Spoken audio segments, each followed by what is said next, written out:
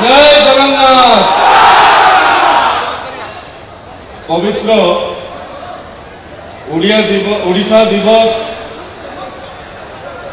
राज्य स्तरीय समारोह अवसर में उत्कल गौरव मधुसूदन दास जन्म माटी रे आज ये विशाल कार्यक्रम भव्यतार कार्यक्रम जो भाव में आपण माने उपस्थित अछंती एवं आपण मानकर प्रिय मुख्यमंत्री ओडिशार लोकप्रिय मुख्यमंत्री श्रीयुक्त मोहन चरण माझी महोदय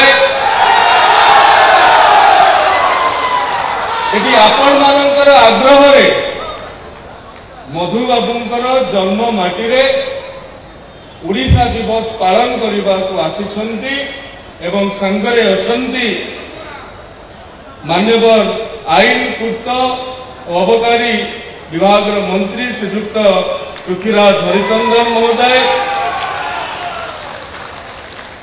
मान्यवर विधायक प्रशांत बेहेरा महोदय, विजय दलबेहरा महोदय, सौभिक विश्वाल महोदय, प्रकाश सेठी महोदय, छवि मलिक महोदय, सोफिया फिरदौस महोदय, शारदा प्रधान महोदय, अरिंदम राय ता सहित केन्द्रांचल राजस्व आयुक्त श्रीयुक्त बी परमेश्वरन, कटक जिलापाल श्रीयुक्त दत्तात्रेय भाऊ साहेब सिंधे, उपस्थित गणमाध्यम विभिन्न प्रतिनिधि, समाज विभिन्न वर्गर सफलतम व्यक्तिविशेष तथा समस्त स्वाभिमानी ओडिया मानू आज मु ओडिशा दिवस विशेष शुभेच्छा और शुभकामना ज्ञापन कर बंधुगण ये मंच राजनैतिक आलोचनार मंच नुहे ये मंच ओडिया स्वाभिमान आम भितरे थिबा ओडिया पण आम भितरे थिबा ओडिया भावना आम भितरे ओडिशा ओडिया प्रति थिबा भल पाइबा को प्रदर्शन करिवार मंच तेणु ए भव्य कार्यक्रम रे मु आपण मानकु कहबा को चाहूची आपण महाभारत को आरंभ करिकि रामायण पर्यंत कहंतु स्कंध पुराण को आरंभ करिकि गरुड़ पुराण पर्यंत कहंतु सबु क्षेत्र में आम राज्यर आम भूखंडर वर्णना रही कहुई कलिंगा साहसिका आमे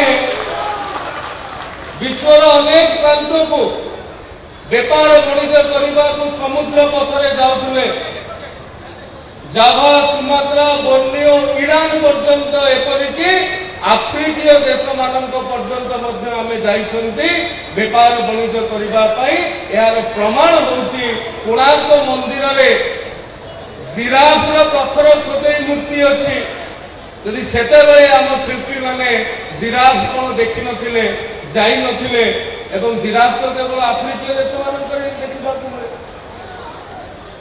मोर कहबार कथा जो कलिंगा साहसिका कहुई सी केवल कथा को कहुई वास्तव रे सेतेबेलेर आमर पूर्वसूरी माने पूर्व पुरुष माने नौ वाणिज्य एते पारंगम थिले एवं आज गोटे बड़ प्रश्न उठुची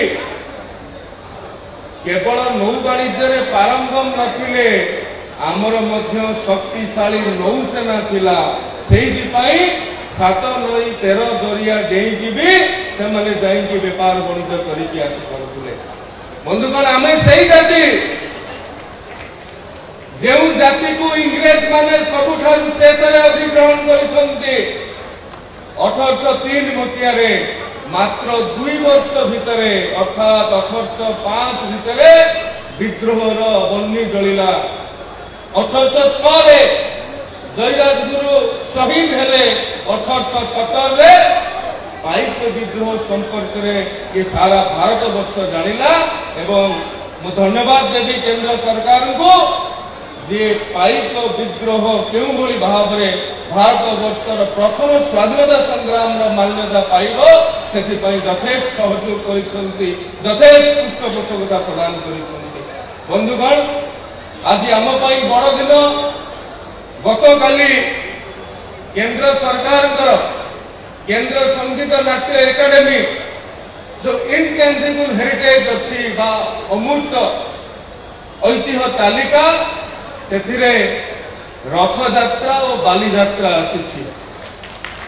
ये एक बड़ कथा आम कहीं ना रथ यात्रा और बाली यात्रा को आम विश्वर यूनेस्को मान्यता दवाई चाहूँगी।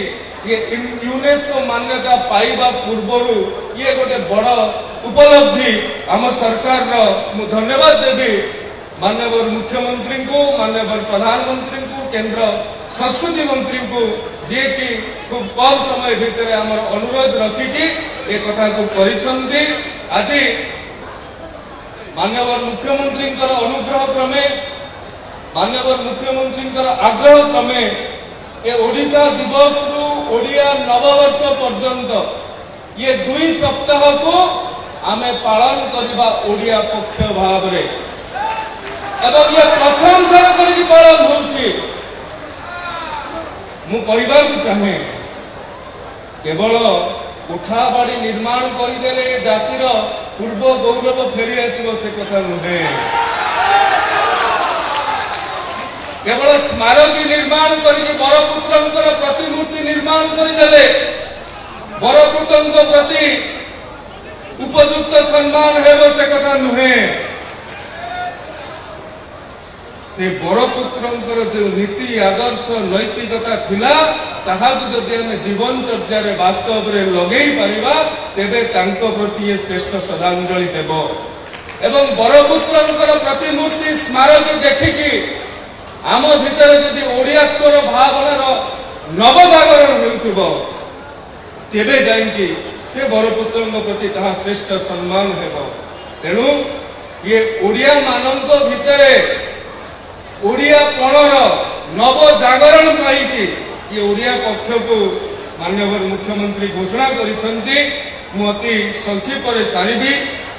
आज ओडिशा दिवस रु आरंभ होईछि आसंता काली पालन करा जिवो खड़ी छुआ दिवस। आपण मानकर मने थिबो जेतेबेले आमे विद्यारंभ करिसेंती सिलट रे 3टा मुंडुला बुलेकी विद्यारंभ करिसेंती ब्रह्मा विष्णु महेश्वर। आसंता काली ओडिशार प्रत्येक स्कूल रे प्रथम श्रेणी रे जो पिला माने आसिकी ना लिखिबे बा शिशु बाटिका रे जो माने आसिकी ना लिखिबे शिक्षक शिक्षयित्री माने गुरुजी गुरुमा माने तांको मुंडरे फूल चंदन बरकोली पत्र देकी आशीर्वाद करिवे एवं सेमाने सिलट रे ब्रह्मा विष्णु महेश्वर 3टी मुंडुला बोलेकी खड़ी छुईबे। आसंता काली से दिवस पालन करा जिवो। 3 तारीख पालन करा जिवो। आम पोशाक आम परिचय आमर जति पारंपरिक पोशाक अछि खोर्धा लुंगी गामुछाठारु आरंभ करिकी संबलपुरी वस्त्र पर्यंत कोटपाड़ वस्त्र आरंभ करिकी बुमकाई बरमपुरी पाट पर्यंत ए कथा को आसंता 3 तारीख एप्रिल 3 तारीख दिन आमे माने पिंधिबा एवं आमे पालन करिबा आम पोशाक आम परिचय। 4 तारीख दिन पालन करा जिवो ओडिया रे नाम फलक अभियान। जो व्यवसायिक प्रतिष्ठान माने जो माने ओडिया रे तांको नाम फलक लेखु नाहंती बा संकोच तांको लागुची ओडिया रे नाम फलक लेखिबा पई सेमानंकु सचेतन करा जिवो पदयात्रा माध्यम रे प्रत्येक जिल्ला रे सरकारी भाव रे ये पालन हेबो। माननीय मुख्यमंत्री निर्देश अछि 5 तारीख पालन हेबो एप्रिल 5 ऐतिह्य गणदौड़। ऐतिह्य स्थली गुड़िकर सुरक्षा एवं सचेतनता पाई युवपीढ़ी भितर आग्रह सृष्टि करने को आम ऐतिह्य गणदौड़ आयोजन करिछु। 6 तारीख दिन आग्रह रहिबो आपण माननकु निज गाँव ग्राम देवती परिसर निज गाँ पोखरी निज गाँ दांड निज गाँव जो स्मारकी ତାହାକୁ ବରପୁତ୍ରଙ୍କର ସମାଧି ସ୍ଥଳ ଦେବାଳୟ ଐତିହ୍ୟ ସ୍ଥଳ ଏହାର ସ୍ୱଚ୍ଛତା ଆସନ୍ତା 6 ତାରିଖ ଦିନ କରାଯିବ।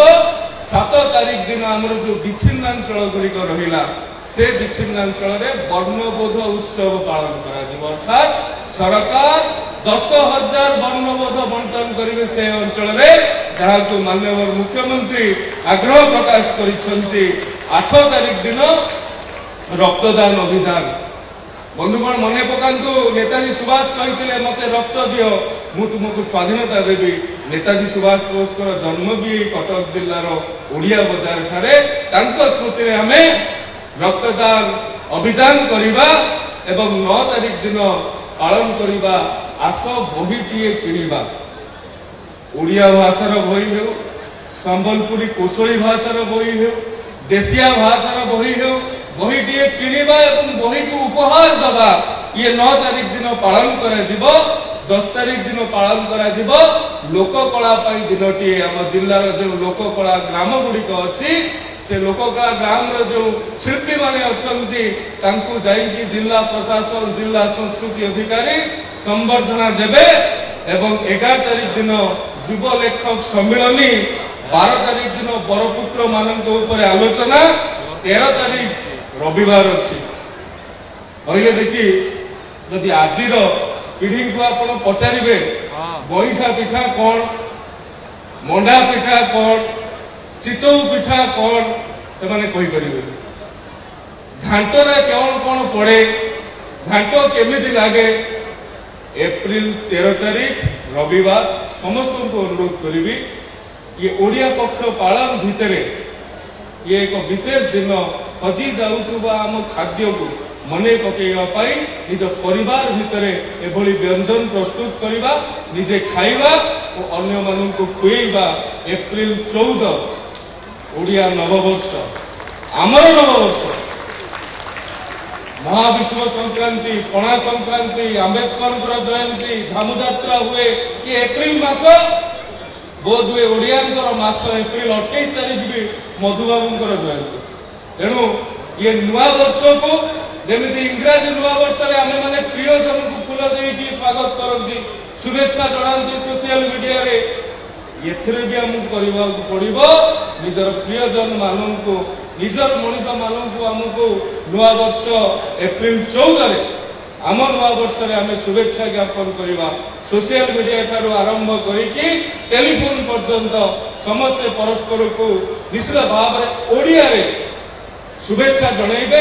ତେବେ ଯାଇକି ଏ ଓଡ଼ିଆ ପକ୍ଷ ପାଳନର ଲକ୍ଷ୍ୟ ଓ ସିଦ୍ଧାନ୍ତ ପୂରଣ ହେବ।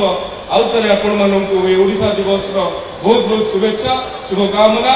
ବନ୍ଦେ ଉତ୍କଳ ଜନନୀ, ଭାରତ ମାତା କି।